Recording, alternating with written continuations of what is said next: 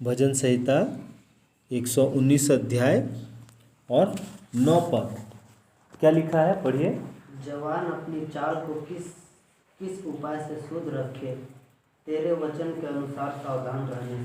प्रभु के इस वचन के पढ़े जाने सुने जाने पर वो हमें आशीष दे, है ना। एक जवान अपनी चाल को किस उपाय से शुद्ध रखे। यहाँ पे एक जवान व्यक्ति का चाल चलन के विषय में एक सवाल रख रहा है कि वो अपने चाल चलन को किस उपाय से अच्छा रखे, है ना, साफ सुथरा रखे, शुद्ध रखे। यहाँ पे जवान बोल रहा है, लेकिन यहाँ पे हमको समझना चाहिए कि जवान हो या बूढ़ा हो, हर एक उम्र के लोगों का चाल चलन बहुत मायने रखता है। चाहे वो बच्चा हो, चाहे वो जवान हो, चाहे वो बूढ़ा हो, हर एक का चाल चलन का साफ सुथरा रहना, शुद्ध रहना, अच्छा रहना मायने रखता है। चाहे वो बच्चा हो, चाहे वो जवान हो, चाहे वो बुजुर्ग हो। तो यहाँ पे हर एक के लिए ये वचन है, हमें ऐसा नहीं सोचना चाहिए।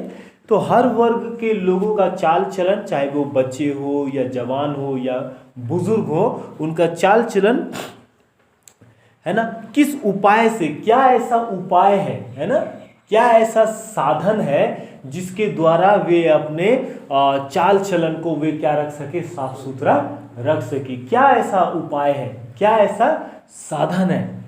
तो ऐसा वो सवाल रख रहा है, किस उपाय से वे शुद्ध रखे। क्या ऐसा उपाय है, क्या ऐसा फॉर्मूला है, क्या ऐसा संसाधन है जिससे वो अपना चाल चलन को क्या रख सके, शुद्ध रख सके। शुद्ध का मतलब पवित्र रख सके, है ना, जिसमें कोई भी गंदगी ना हो, है, जिसमें साफ सुथरा हो। क्या ऐसा उपाय है। तो आगे वो उपाय बताता है, तेरे वचन के अनुसार सावधान रहने से, है ना। उपाय क्या है, तेरे वचन। किसका वचन, तेरा वचन मतलब परमेश्वर का वचन के अनुसार क्या रहने से, सावधान रहने से। तो यहाँ पे वो बता दिया कि परमेश्वर के वचन के अनुसार जब एक जवान, एक बच्चा, एक बुजुर्ग जब सावधान रहेगा, तो इस उपाय से वो अपने चाल चलन में क्या रहेगा, वो संभला रहेगा, साफ सुथरा रहेगा, पवित्र रहेगा और शुद्ध रहेगा। यही एक उपाय है, और इसके अलावा दूसरा कोई उपाय नहीं है जिससे वो अपने चाल चलन पर साफ सुथरा रह सके, शुद्ध रह सके और पवित्र रह सके, है ना। प्रभु का वचन हमें एक बात सिखाता है। हम पहला तीमुथी उसका 4 अध्याय का 12 पद में एक वचन को पढ़ते हैं, जो मैं पढ़ना चाहता हूं। पहला तीमुथी 4 अध्याय।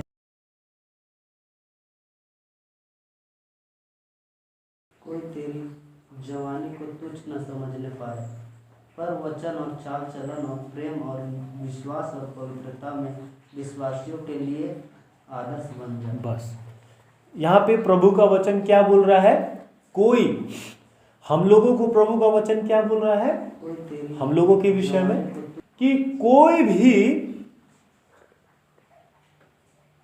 हमारे जीवन को, चाहे हमारी जवानी को, हमारे बुढ़ापा को, हमारे बचपना को, जो अभी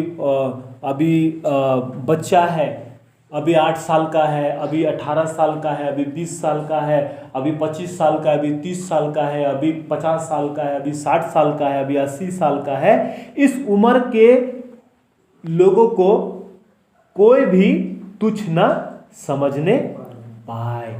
तो प्रभु का वचन बताता है, प्रभु ये चाहता है कि कोई भी हमारे जीवन को बेकार का ना समझने पाए, है ना।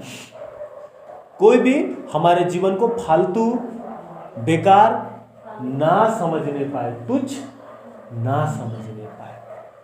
तुच्छ का मतलब होता है कि बेकार, कोई काम का नहीं है। जैसा कि एक चेपो, मेपो और टेढ़ा मेढ़ा बर्तन कितना दिन का घर का बर्तन एकदम छेदा हो गया है, चेपो मेपो हो गया है, और वो पूरा चुपचाप के हम लोग घर का बाहर में फेंक देते हैं, वो कोना में खटगड़ा में पड़ा रहता है। वो कैसा बर्तन है? वो तुच्छ बर्तन है। उसको क्या आदर और सम्मान है? क्या उसमें किसी मेहमान को खाना दिया जाएगा? अगर तो वैसा अगर उसको किसी को अगर दिया जाएगा तो वो अपमान का बात है। वो बहुत कैसा बात है? अपमान का बात है। वो बहुत शर्म का बात है। उसका मतलब है कि वो इंसान का मान सम्मान ये बर्तन के जैसा है। तो हमारा जीवन प्रभु चाहता है उस बर्तन के जैसा ना हो जिसको लोग अपने जीवन से निकाल के खलगड़ा में फेंक देते हैं। तो प्रभु नहीं चाहता कि हमारा जीवन ऐसा तुच्छ या ऐसा बेकार का हो। इसलिए प्रभु बोला, कोई तेरी जीवन को, कोई तेरी जवानी को, कोई तेरे उम्र को, कोई तेरे जीवन को बेकार तुच्छ ना समझने पाए। तो क्या करना होगा इसके लिए कि लोग हमारे जीवन को बेकार तुच्छ फालतू ना समझे? इसके लिए क्या करना होगा? इसके लिए क्या करने की आवश्यकता है? आगे उपाय बताता है। क्या उपाय है कि लोग हमारे जीवन को बेकार का ना समझे, तुच्छ ना समझे? ये आदर का जीवन कैसे बनेगा? ये सम्मान का जीवन कैसे बनेगा? ये आदर का जीवन कैसे बनेगा? सम्मान का जीवन कैसे बनेगा? पवित्र जीवन कैसे बनेगा? शुद्ध चाल चलन कैसे बनेगा? क्या है? आगे बोलता है, पर वचन और चाल चलन और प्रेम और विश्वास और पवित्रता में।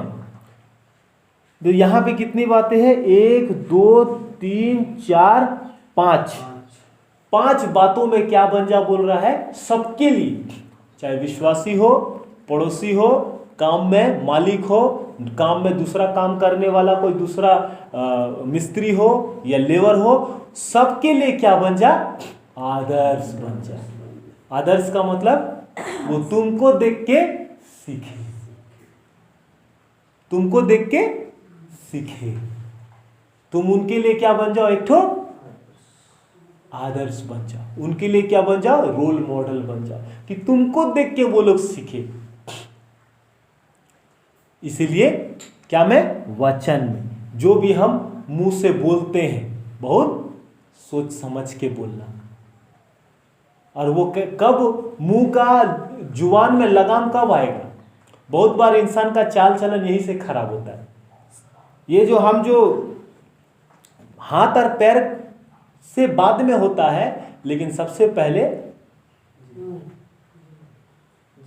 यहां से चाल चलन खराब होता है। ये बात को समझना होगा। इंसान बहुत अच्छा कपड़ा पहन सकता है, बहुत अच्छा गाड़ी में घूम सकता है, बहुत अच्छा खा सकता है, ये अगर अच्छा नहीं है तो पूरा शरीर बेकार तुच्छ हो गया। तो इस चीज को क्या रखना है? नियंत्रण में रखना। इस दुनिया में इंसान सब चीज को काबू कर लिया। आप लोग देखा है जू में शेर को लोग अपना हाथ से मीट खिलाता है, शेर को अपने घर में पालता है, सारे जंगली जानवर को, शिकारी को, बड़ा बड़ा हाथी को लोग कंट्रोल कर लिया है। कर लिया कि नहीं कंट्रोल? लेकिन जीव को आज तक किसी ने कंट्रोल नहीं कर पाया। बड़ा सा जहाज, समुद्र में जो बड़ा बड़ा जहाज चलता है, एक छोटा सा एक चीज के द्वारा पूरा कंट्रोल में आ जाता है।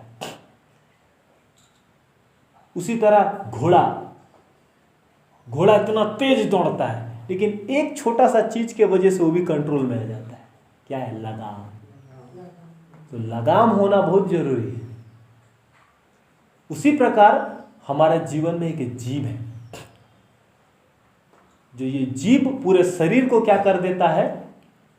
कलंकित कर देता है, या तो पूरा आदर और सम्मान कर देता है ये जीव। आप पढ़ोगे याकूब की पत्री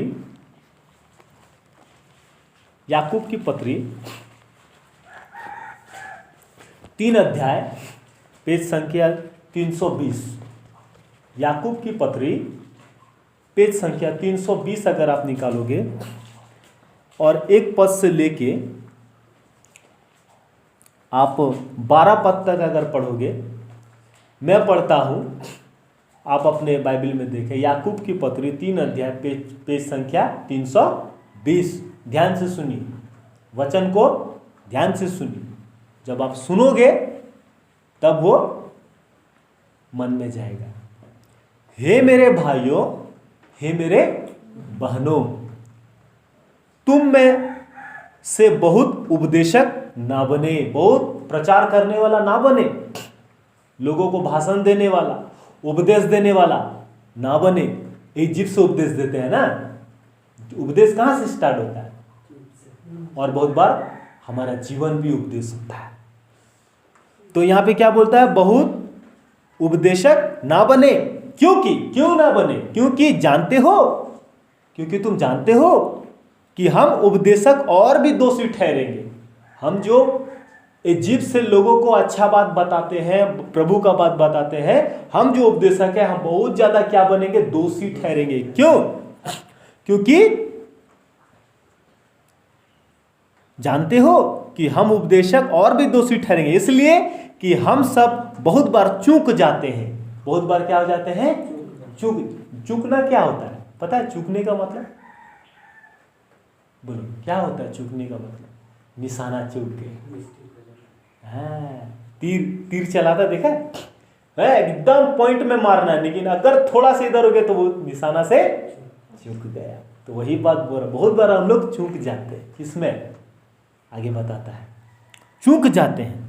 जो कोई वचन में नहीं चूकता वही तो सिद्ध मनुष्य है।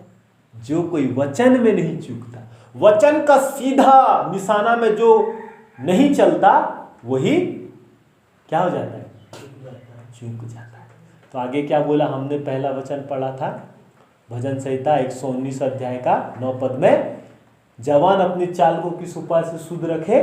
तेरे वचन के अनुसार सावधान रहने से। अगर वचन के अनुसार अगर सावधान नहीं है तो वो निशाना से क्या हो जाएगा? चूक जाएगा। तो आगे क्या बोलता है? जो कोई वचन में नहीं चूकता वही तो सिद्ध मनुष्य है, वही तो पवित्र मनुष्य है।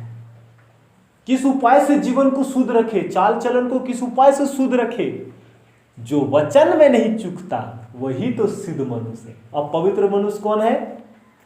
जो कोई वचन में नहीं चूकता, वचन का निशाना में चलता है।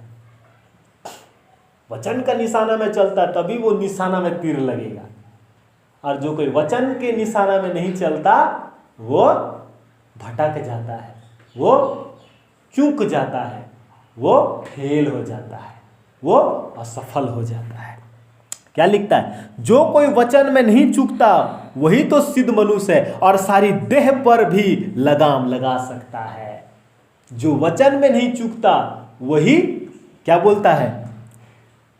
वो पूरे शरीर में भी क्या कर सकता है? लगाम लगा सकता है। शरीर में लगाम। हम लोग घोड़ा में आज तक लगाम लगाने का बात देखे है ना। घोड़ा का लगाम कहाँ लगता है? टिक टिक करेगा तो उसी से कंट्रोल हो जाएगा। क्या आपने कभी सुना है शरीर में लगाम लगाने के विषय में? कभी सुना है? बाइबल सुनाती है। कौन सुनाती है? ये नहीं, कोई पास्टर और कोई प्रचारक नहीं, बाइबल सुनाती है। बाइबल बताती है कि शरीर में भी लगाम लगाया जाता है। ये बाइबल ज्ञान देती है। आज तक तो घोड़ा का लगाम के विषय में सुना था, लेकिन अब शरीर के लगाम के विषय में बाइबल बात कर रही है। क्या बोला? जो कोई वचन में नहीं चूकता वही तो सिद्ध मनुष्य है और सारी देह पर भी लगाम लगा सकता है। आगे देखते हैं कैसा। और जब हम अपने, क्या लिखता है? जब हम अपने वश में करने के लिए घोड़ों के मुंह में लगाम लगाते हैं तो हम उसके सारी देह को भी घुमा सकते हैं। देखा? जब हम घोड़े के मुंह में लगाम लगाते हैं तो पूरे उसके शरीर को क्या कर सकते हैं, घुमा सकते हैं, सारे शरीर को कंट्रोल में कर सकते हैं। कर सकते हैं कि नहीं? अगर लगाम ना रहे तो आप बेकंट्रोल हो जाएंगे, गिर जाएंगे, वो गिरा देगा आपको। आगे क्या लिखता है, तो हम उसकी सारी देह को भी घुमा सकते हैं। देखो जहाज भी यद्यपि ऐसे बड़े होते हैं और प्रचंड वायु से चलते जाते हैं, तो भी एक छोटी सी पतवार के द्वारा माझी की इच्छा के अनुसार घुमाए जाते हैं। जहाज जो होता है बहुत बड़ा होता है, हवा से चलता है, लेकिन एक छोटा सा पतवार के द्वारा, वो कैप्टन के, वो चालक के द्वारा घुमाया जाता है। वैसे ही जीभ भी, अब आता है, वैसे ही घोड़ा का लगाम, जहाज का पतवार, वैसे ही जीभ भी एक छोटा सा अंग है। ये जीभ, सब निकालो, जीभ निकालो, जीभ निकालो और बोलो ये जीभ भी छोटा सा अंग है। बोलो ये जीभ भी छोटा सा, बोलो ये जीभ भी छोटा सा अंग है।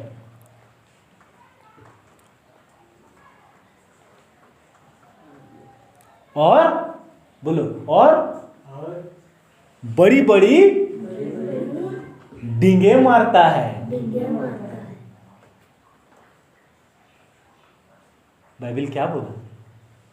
ये जीभ छोटा सा अंग है और बड़ी बड़ी, छोटा सा है लेकिन डींग बड़ी बड़ी मारता है।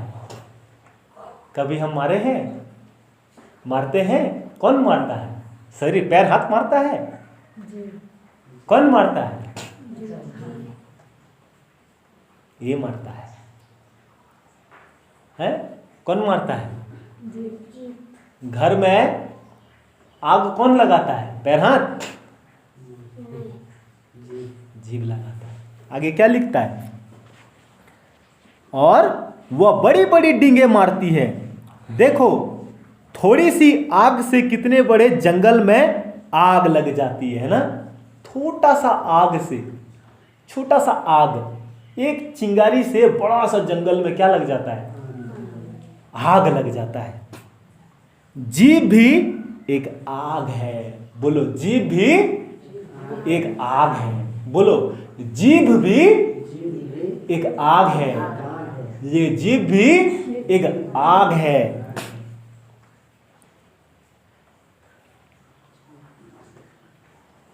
जीभ हमारे अंगों में अधर्म का एक लोक है। ये जीभ ना हमारे अंगों में, हमारे जो शरीर, ये अंग है ना, हाथ, पैर, कान, नाक, ये सब क्या है? शरीर का एक अंग है और इसमें अधर्म का एक लोक है। ये जीभ से ही बहुत बार हम लोग गाली देते हैं, भला बुरा बोलते हैं। अधर्म का काम कहाँ से होता है? बहुत बार हम लोग धर्मी बोलते हैं। इसीलिए बोला बहुत सारे उपदेशक ना बने, क्योंकि उपदेशक बहुत दोषी ठहरेंगे। हम लोग जो भाषण देते हैं, हम जो प्रचार करते हैं, उपदेशक ना बने। क्यों? हम बहुत ज़्यादा दोषी ठहरेंगे। क्यों? क्योंकि जो वचन में नहीं चूकता वही तो सिद्ध मनुष्य है। आगे क्या लिखता है? जीभ हमारे अंगों में अधर्म का एक लोक है और सारी देह पर कलंक लगाती है। बोलो जीभ हमारे अंगों में अधर्म का एक लोक है और सारी देह पर कलंक लगाती है। कौन कलंक लगाता है? आज आपके बारे में कौन कलंक लगाया? आज मेरे बारे में बुरा बोला, आज मेरे को बदनाम किया, किसने किया? किसने किया? सच बात है। तो ये जीभ देख रहे कितना बड़ा चीज है, छोटा सा है लेकिन कितना बड़ा जंगल में आग लगाता है। इंसान का जीवन को कलंकित कर देता है, इंसान के जीवन को क्या कर देता है? बदनाम कर देता है। और यही जीव इंसान के जीवन को आदर भी देता है। लेकिन क्या आगे आगे पढ़ते हैं, आगे पढ़ते हैं, हम कुछ नहीं बोलेगा, आगे बाइबल क्या कहती है। देखो क्या लिखता है, कलंक लगा देती है और जीवन गति में आग लगा देती है। और हम लोगों का जीवन का जो जिंदगी है उसमें क्या लगा देती है, आग लगा देती है। पहला तो कलंक लगा देती है और उसके बाद जीवन का गति में जो हम लोग जीवन जीते हैं उसमें क्या कर देती है, आग लगा देती है। आग लगा देने से आग जलती रहती है, आग जलती रहती है। और वो आग बहुत बार हमारे अंदर जलता रहता है, ज्वालामुखी जलता रहता है, ज्वालामुखी जलता रहता है और कभी फटके कहां से बाहर आता है। देखो इधर लगाया किसी और ने, आग जला मेरे अंदर और फिर यहां से भी वो डपक डपक डपक डपक कर ज्वालामुखी इसके द्वारा बाहर आता है। और हम भी इस जीव के द्वारा कलंक लगा देते हैं और हम भी आग लगा देते हैं। सही बात है? होता है? आगे देखते हैं बाइबल क्या बोलती है। और नरक कुंड की आग से जलती रहती है। इसको नरक कुंड के आग से तुलना किया। नरक में जो आग जलता है उसी तरह ये जीव के द्वारा किसी के जीवन में कलंक लगाना और उसके जिंदगी के गति में आग लगाना। जो जीवन में जो आग जो जलता है, किसी के मुंह के शब्दों के द्वारा जो हम पर आग बरसाया जाता है, कलंक लगाया जाता है, वो हमारे जीवन में आग को एक क्रोध का आग को, एक कड़वाहट का आग को, एक नफरत का आग को हमारे अंदर में जला देता है।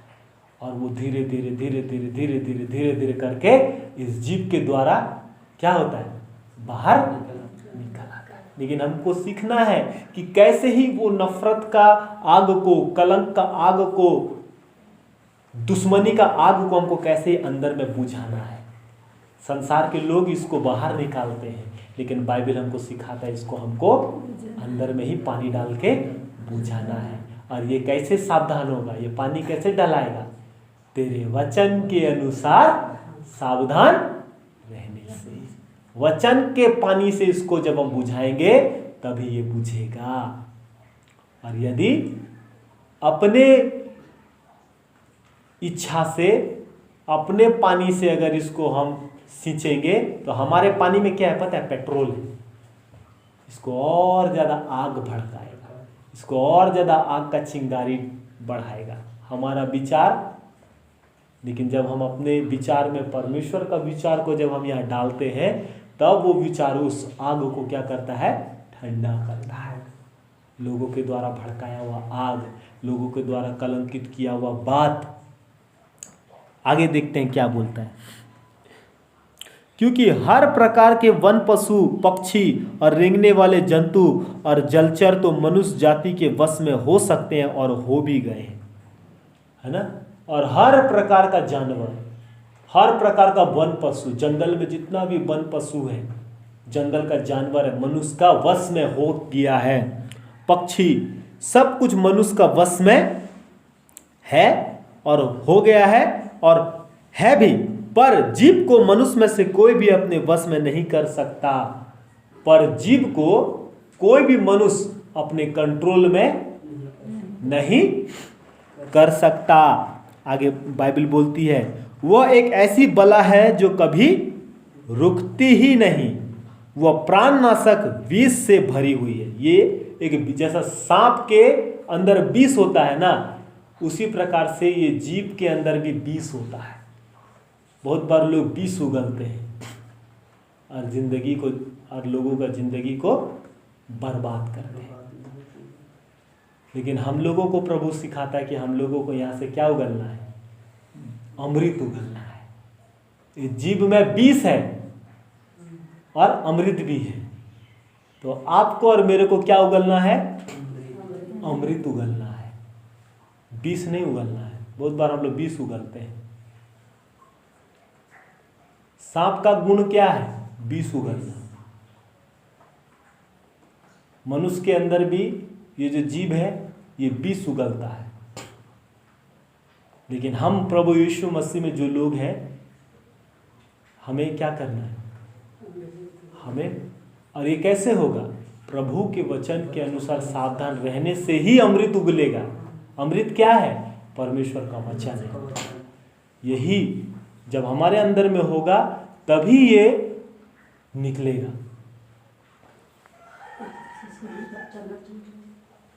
इसी से हम प्रभु और पिता की स्तुति करते हैं और इसी से मनुष्य को जो परमेश्वर के स्वरूप में उत्पन्न हुए श्राप देते हैं। इसी जीव से हम परमेश्वर की स्तुति करते हैं, इसी जीव से हम परमेश्वर की महिमा करते हैं और इसी जीव से मनुष्य को जो परमेश्वर अपने स्वरूप में बनाया, मनुष्य को परमेश्वर ने अपने स्वरूप और अपनी समानता बनाया है, समानता में बनाया है और उसी मनुष्य को हम क्या करते हैं? अपने जुबान से श्राप देते हैं।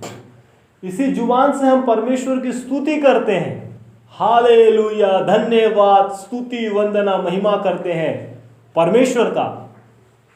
और इसी जीव से मनुष्य को जो परमेश्वर ने अपने रूप और अपने स्वरूप में बनाया है, मनुष्य को हम श्राप देते हैं। यही जीव से,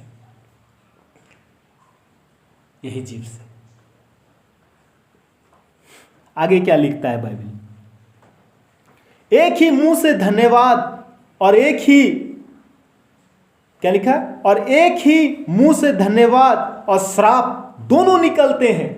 एक ही मुंह से धन्यवाद भी निकलता है, परमेश्वर तुझे धन्यवाद, और एक ही मुंह से मनुष्य को जो परमेश्वर के स्वरूप में बनाया है उसको हम श्राप देते हैं। एक ही मुंह से दो चीज निकलता है।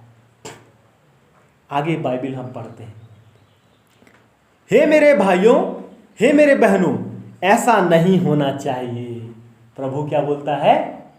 ऐसा नहीं होना चाहिए कि एक ही मुंह से धन्यवाद और एक ही मुंह से श्राप नहीं निकलना चाहिए।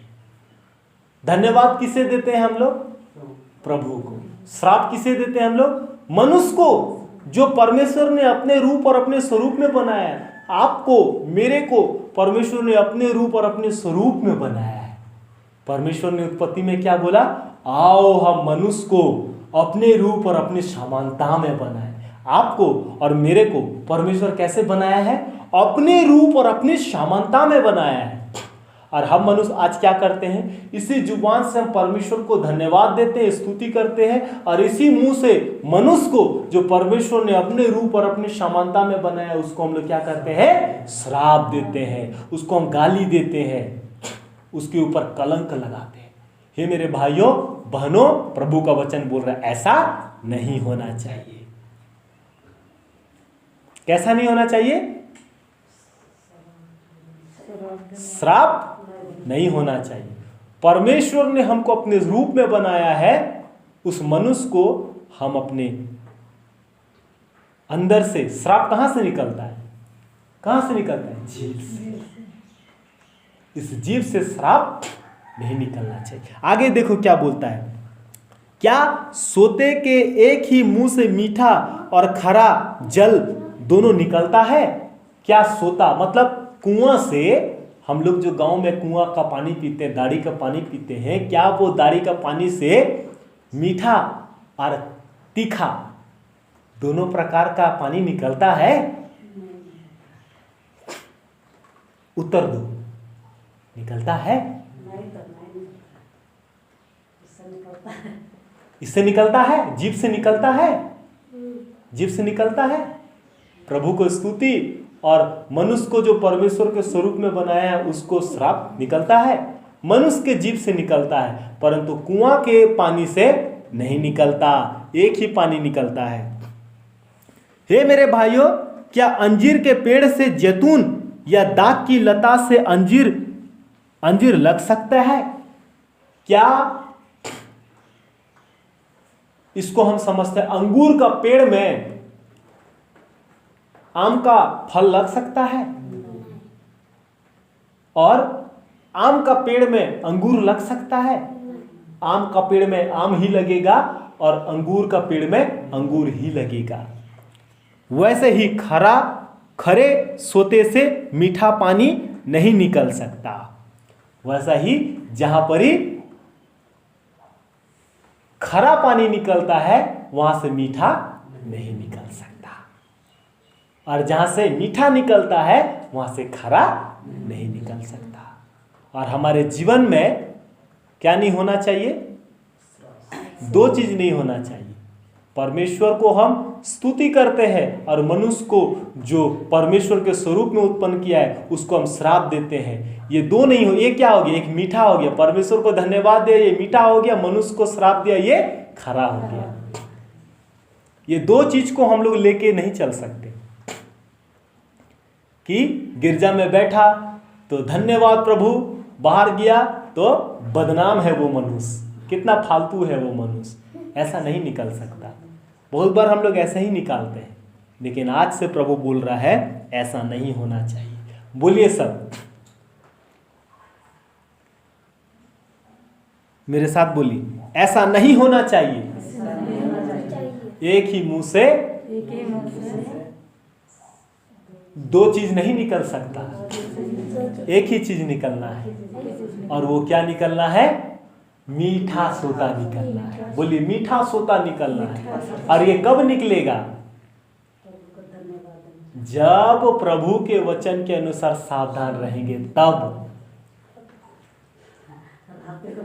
इसका पापा पी का बहुत कर गया है तो फिर सावधान हो गया। सोच रही है नहीं गया बहुत ज्यादा भैया, ठीक है। पी का बहुत गुस्सा लग रहा है। तो हमारा जीवन, हम अपने जीवन के चाल चलन में कैसे सावधान रह सकते हैं, हम कैसे दूसरों के लिए आदर्श बन सकते हैं, और कैसे हमारा जीव बहुत बार परमेश्वर की स्तुति करता है और मनुष्य जो परमेश्वर के स्वरूप में बना है उसको हम श्राप देते हैं। बहुत बार ये जीव लोगों को कलंकित करता है और जीवन गति में आग लगा देता है, और इसको नरक कुंड के आग से तुलना किया गया है जीव को। इसलिए जीव को कंट्रोल कोई नहीं कर सकता, ये सिर्फ और सिर्फ कंट्रोल परमेश्वर के वचन के द्वारा होता है। और ये हमको सीखना है, ये सीखना है। ये बड़ी बड़ी डींगे मारता है। कई बार क्रिश्चियन लोग, मसीह लोग जो बाइबल का इतना शिक्षा पाए हैं, दुनिया में कोई लोग इतना ज्ञान नहीं पाया जितना बाइबल से मसीह लोग को वो ज्ञान मिला है। वो लोगों का जीवन में आज हम लोग देखते हैं, हम लोगों के जीवन में हम लोग देखते हैं कि कई बार हम लोग दूसरों के जीवन में कलंक लगाते हैं इस जीव के द्वारा। कई बार लोगों को हम लोग अमृत जल बरसाते हैं कि अरे वो कितना अच्छा है, अमृत जल बरसाते हैं, और यही जीव से कई बार दूसरों को हम लोग विष उगलते हैं, कलंक लगाते हैं। हमारे साथ ऐसा नहीं होना चाहिए। अगर आज तक ऐसा हुआ है तो हमें सावधान होने जाने की आवश्यकता है, सावधान होने की आवश्यकता है, मन फिराने की आवश्यकता है, पश्चाताप करने की आवश्यकता है, और प्रभु के वचन के अनुसार सावधान रहने की आवश्यकता है। प्रभु इस वचन के द्वारा हम सबको आशीष दे, प्रभु को महिमा मिले और हमारा जीवन सावधान रहे। किसके द्वारा? प्रभु के वचन के द्वारा।